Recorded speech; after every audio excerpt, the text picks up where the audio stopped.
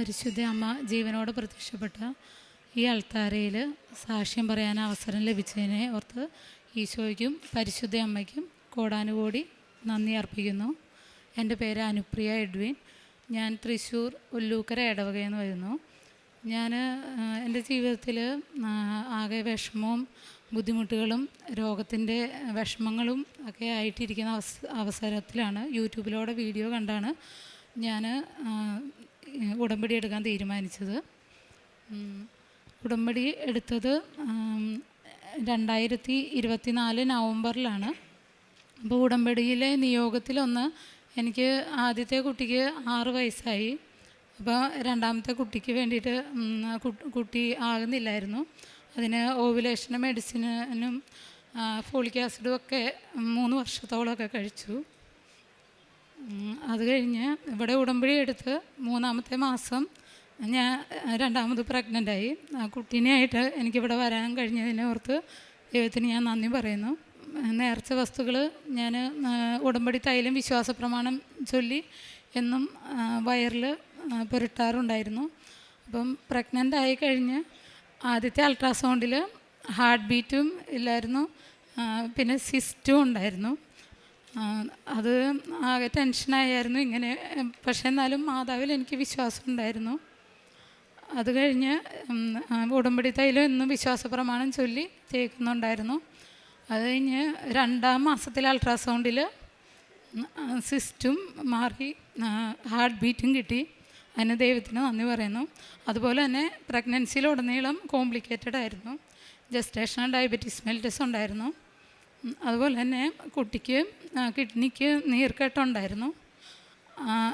എല്ലാ ദിവസവും ഉടമ്പടി തൈലം തേച്ച് പ്രാർത്ഥിച്ചതിൻ്റെ ഫലമായിട്ട് ഡെലിവറി കഴിഞ്ഞ് അൾട്രാസൗണ്ട് ചെയ്തപ്പം കുട്ടി പൂർണ്ണമായിട്ട് നോർമലായി.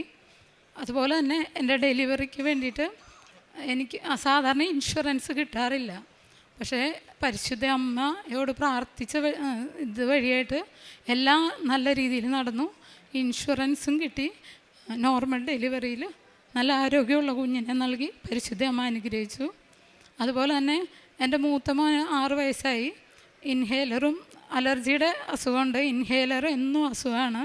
എല്ലാ മാസവും ജൂൺ മാസത്തിൽ ഹോസ്പിറ്റലിൽ അഡ്മിറ്റാവും. അപ്പോൾ അത് എനിക്ക് ഏറെ വിഷമമാണ്. കാരണം ഹോസ്പിറ്റലിൽ അഡ്മിറ്റായിട്ട് കുട്ടി ഫുഡും കഴിക്കില്ല. ആകെ ബുദ്ധിമുട്ടായിരുന്നു. അത് കഴിഞ്ഞ് ഞാൻ ഉടമ്പടി എടുത്ത് പിന്നെ കുട്ടി ഹോസ്പിറ്റലിൽ അഡ്മിറ്റ് ആയിട്ടില്ല. കുട്ടിക്ക് ആരോഗ്യത്തിൽ ഇപ്പം രോഗത്തിൽ നിന്ന് സൗഖ്യം ലഭിച്ചിട്ടുണ്ട്. ഇപ്പം മുമ്പത്തെ കഴിഞ്ഞും ബെറ്റർ ആയിട്ടുണ്ട് കുട്ടി. പിന്നെ എൻ്റെ ജീവിതത്തിലുള്ള വിഷമങ്ങൾ, മറ്റുള്ളവരോട് ക്ഷമിക്കാൻ പറ്റാത്ത അവസ്ഥകൾ, അതിനൊക്കെ നല്ല മാറ്റം വന്നു. പിന്നെ ഉടമ്പടിയിലായിരുന്നപ്പോൾ ഞാൻ പത്രമൊക്കെ വിതരണം ചെയ്യുന്നതിൻ്റെ ഒപ്പം പ്രത്യക്ഷീകരണ പ്രാർത്ഥന ഫോട്ടോ കോപ്പി എടുത്ത് പ്രാർത്ഥനയോടുകൂടി ഓരോരുത്തർക്കും കൊടുത്തിരുന്നു. അതുപോലെ തന്നെ പ്രേക്ഷിത പ്രവർത്തനം എന്ന് പറഞ്ഞിട്ടുണ്ടെങ്കിൽ ഞാൻ പ്രൊഫഷണലി നേഴ്സാണ്. അപ്പം ആ കൂടെ ഞാൻ കാണാൻ പോകുന്ന രോഗികളിൽ എനിക്ക് ചെയ്യാൻ പറ്റുന്ന സഹായങ്ങൾ, മാനസികമായിട്ടുള്ള സപ്പോർട്ട്, സാമ്പത്തികമായിട്ട് എനിക്ക് ചെയ്യാൻ പറ്റുന്ന സഹായങ്ങളെല്ലാം ഞാൻ ചെയ്യുന്നുണ്ട്. അതുപോലെ തന്നെ പ്രാർത്ഥനയിൽ കുറേ വർഷങ്ങളായിട്ട് ഞാൻ ജീസസ് യൂത്തിലൊക്കെ നല്ല ആക്റ്റീവായിരുന്നു. ഞാൻ ചെറുപ്പമായിരുന്ന സമയത്തൊക്കെ. അത് കഴിഞ്ഞ് പ്രാർത്ഥനാ ജീവിതവും കുർബാനയിൽ പങ്കെടുക്കുന്നതൊക്കെ കുറഞ്ഞു. ഈ ഉടമ്പടിയിലേക്ക് വന്നേ പിന്നെ എൻ്റെ പ്രാർത്ഥനാ ജീവിതവും കൂദാശ ജീവിതത്തിലൊക്കെ നല്ല ഇമ്പ്രൂവ്മെൻ്റായി. മറ്റുള്ളവരോട് ക്ഷമിക്കാനും മറ്റുള്ളവരുമായിട്ട് സഹകരിച്ച് പോകാനും ഒക്കെയുള്ള മാനസികാവസ്ഥ വന്നു. പിന്നെ കുടുംബത്തിലും ജോലി സ്ഥലത്തും നല്ല സമാധാനം കിട്ടി.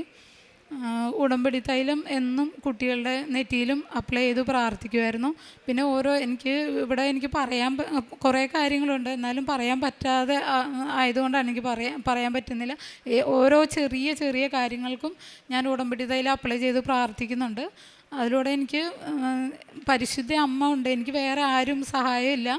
പരിശുദ്ധ അമ്മയുടെ സഹായം വഴിയാണ് ഇന്നിവിടെ ഈ അൾത്താരയിൽ നിങ്ങളുടെ എല്ലാം മുമ്പിൽ എനിക്ക് നിൽക്കാനൊരവസരം കിട്ടിയത്. കാരുണ്യ പ്രവൃത്തി ഞാൻ രോഗികളെ സന്ദർശിക്കുമ്പോൾ അവർക്ക് മെൻ്റൽ സപ്പോർട്ട് നൽകാറുണ്ട്. സാമ്പത്തികമായിട്ടും പറ്റുന്ന സഹായങ്ങൾ ചെയ്യാറുണ്ട്. സങ്കീർത്തനങ്ങൾ 51:17 ഉരുകിയ മനസ്സാണ് ദൈവത്തിന് സ്വീകാര്യമായ ബലി.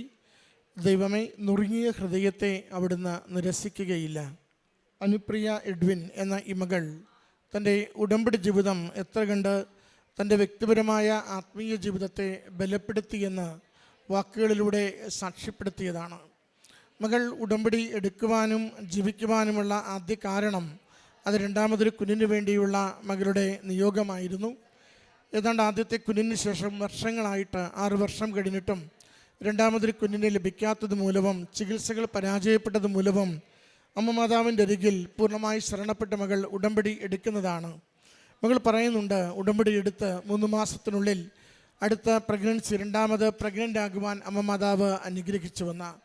അമ്മയുടെ സഹായത്താൽ രണ്ടാമത്തെ കുഞ്ഞിനെ ഉദരത്തിൽ വഹിക്കുമ്പോഴും കുഞ്ഞിന് ഓരോ സമയത്തും ഓരോരോ ആരോഗ്യ വിഷയങ്ങൾ ഡോക്ടർമാർ പറയുമ്പോഴും ഉടമ്പടി നേർച്ചവസ്തുക്കളുടെ ഉപയോഗത്തിലൂടെ അമ്മയിൽ ശരണപ്പെട്ടുള്ള നിരന്തരമായ പ്രാർത്ഥനയിലൂടെ പൂർണ്ണ ആരോഗ്യമുള്ള കുഞ്ഞിനെ കരങ്ങളിലേക്ക് അമ്മ മാതാവ് നൽകിയതിൻ്റെ സന്തോഷമാണ് ഈ എൽത്താരയിൽ സാക്ഷ്യപ്പെടുത്തിയത്.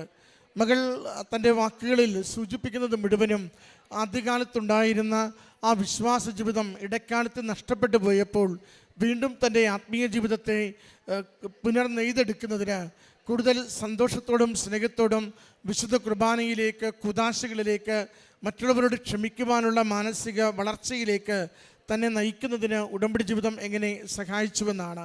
പ്രിയമുള്ളവരെ, ഉടമ്പടി നമ്മളെ മാടി വിളിക്കുന്നത് ദൈവത്തിൻ്റെ സ്വന്തമാകുന്നതിന് വേണ്ടിയാണ്. ദൈവത്തിന് സന്തോഷമുള്ള വ്യക്തികളായി ഈ ലോകത്തിൽ ജീവിക്കുന്നതിന് വേണ്ടിയാണ്. നമുക്ക് നൽകുന്ന ഓരോ അനുഗ്രഹത്തിനും ഒറ്റ അർത്ഥമേയുള്ളൂ, ദൈവം നമ്മളെ സ്നേഹിക്കുന്നു. നീ എത്ര കണ്ട് തിരികെ സ്നേഹിക്കുവാൻ തയ്യാറാണ്? നമ്മൾ ദൈവത്തോട് പുലർത്തുന്ന വിശ്വസ്തതയുള്ള ജീവിതത്തിലാണ് നമ്മുടെ ദൈവത്തോടുള്ള സ്നേഹം ദൈവത്തിന് മനസ്സിലാവുന്നത്. മറ്റുള്ളവരുടെ മുമ്പിൽ നമ്മൾ ദൈവത്തെ സ്നേഹിക്കുന്നു, വിശ്വാസിയാണ് എന്നൊക്കെ പറയുവാനും അഭിനയിക്കുവാനും എളുപ്പമാണ്. ദൈവത്തെ അതൊന്ന് ബോധ്യപ്പെടുത്തുക അത്ര എളുപ്പമല്ല. അതുകൊണ്ട് ഉടമ്പടി ജീവിതത്തിൽ നമ്മളെ ഓരോരുത്തരെയും രൂപപ്പെടുത്തി എടുക്കുന്നത്, പരിശീലിപ്പിക്കുന്നത്, കറകൾ കുറച്ചുകൊണ്ടുവന്ന് കൃപയിൽ നിറയപ്പെട്ട് ദൈവാത്മാവിൻ്റെ പ്രവർത്തനമുള്ള വ്യക്തിത്വമായി നമ്മുടെ ജീവിതം മാറുന്നതിന് വേണ്ടിയാണ്. നിത്യതയെ, സ്വർഗത്തെ സന്തോഷത്തോടെ ഓരോ നിമിഷവും സ്വപ്നം കാണുന്നൊരു ജീവിതം നമ്മളിൽ നിക്ഷേപിക്കുവാൻ വേണ്ടിയാണ് ഈ കാലഘട്ടത്തിൽ നമുക്ക് ഉടമ്പടി ജീവിതം കൈമാറുന്നത്. അതുകൊണ്ട് ഓർക്കണമേ, നമ്മൾ ഈ ലോക ജീവിതത്തിൻ്റെ നന്മകൾക്ക് വേണ്ടി ദൈവസന്നിധിയിൽ നിയോഗം സമർപ്പിച്ച് പ്രാർത്ഥിക്കുമ്പോൾ വരുംകാല ജീവിതത്തിന് വേണ്ടി എൻ്റെ ആത്മാവിനെ കൊടുക്കുവാൻ എൻ്റെ ജീവിതത്തെ ഞാൻ എങ്ങനെ ക്രമീകരിക്കുകയും ദൈവത്തെ ഉടമപ്പെടുത്തുകയും ചെയ്യുന്നുവെന്ന് നാം ശ്രദ്ധ വേണം. അല്ലെങ്കിൽ അനുഗ്രഹത്തിന് ശേഷം നമ്മുടെ ജീവിതത്തിന് ആത്മീയമായ മന്ദത ബാധിക്കും. യേശുവിനെ സ്വന്തമാക്കുന്നവരാണെങ്കിൽ ജീവിതം എത്ര കണ്ട് കലുഷിതമായാലും ദൈവികമായ ശക്തിയിലും ഉറപ്പിലും ജീവിതം മുന്നോട്ട് കൊണ്ടുപോകുവാനുള്ള കൃപയുള്ള മനുഷ്യരായി നിരന്തരം മുന്നേറിക്കൊണ്ടിരിക്കും. അതുകൊണ്ട് ഉടമ്പടിയിൽ നമുക്ക് പ്രാർത്ഥിക്കേണ്ടത്, ദൈവമേ, നീ ആഗ്രഹിക്കുന്നത് പോലെ ജീവിക്കുവാൻ, നിന്നെ സ്നേഹിക്കുന്നുവെന്ന് നീ തിരിച്ചറിയും വിധം ഈ ലോകത്തിൽ ഞങ്ങളുടെ ജീവിതത്തെ ഓരോ ദിവസവും മുന്നോട്ട് നയിക്കുവാൻ ഞങ്ങളെ നീ സഹായിക്കണമേ എന്നാണ്. മകൾ അതിൻ്റെ സന്തോഷമാണ് തൻ്റെ വാക്കുകളിലൂടെ പങ്കുവെച്ചത്. എനിക്കെൻ്റെ ഒരു ആത്മീയ ജീവിതം തിരികെ കിട്ടി. ഞാൻ നേരത്തെ ജീസസ് യൂത്തിലും ചെറുപ്പകാലത്തുണ്ടായിരുന്ന ആ പള്ളിയുമായി ബന്ധപ്പെട്ട ജീവിതത്തിൽ നിന്ന് ഇടക്കാലത്ത് മാറിപ്പോയെങ്കിലും ഉടമ്പടി എന്നെ തിരികെ കൊണ്ടുവന്നു, എന്നെ ട്രാക്കിലാക്കിയെന്ന ദൈവതിരുസന്നിധിയിൽ ട്രാക്കിലോടുന്നൊരു ജീവിതം നമുക്ക് നൽകുന്നതിന് വേണ്ടി പ്രാർത്ഥിക്കാം. ഈ മകൾക്ക് ഈ കുഞ്ഞിലൂടെ ലഭിച്ച സവിശേഷമായ അനുഗ്രഹത്തിന് അമ്മ മാതാവിനും തിരുക്കുമാരനും നന്ദി പറഞ്ഞുകൊണ്ട് കരങ്ങളടിച്ച് ഈ സാക്ഷ്യം നമുക്ക് സമർപ്പിക്കാം. അത്യപൂർവ ദൈവാനുഭവങ്ങൾ ഇനി നിങ്ങൾക്കും സ്വന്തം. ഈ യൂട്യൂബ് ചാനൽ ഇതുവരെ സബ്സ്ക്രൈബ് ചെയ്തിട്ടില്ലെങ്കിൽ ഇപ്പോൾ തന്നെ സബ്സ്ക്രൈബ് ചെയ്യുക. ഈ വീഡിയോ ഇപ്പോൾ തന്നെ നിങ്ങളുടെ സുഹൃത്തുക്കൾക്ക് ഷെയർ ചെയ്തുകൊണ്ട് കർത്താവിൻ്റെ പ്രേക്ഷിതരാകുക.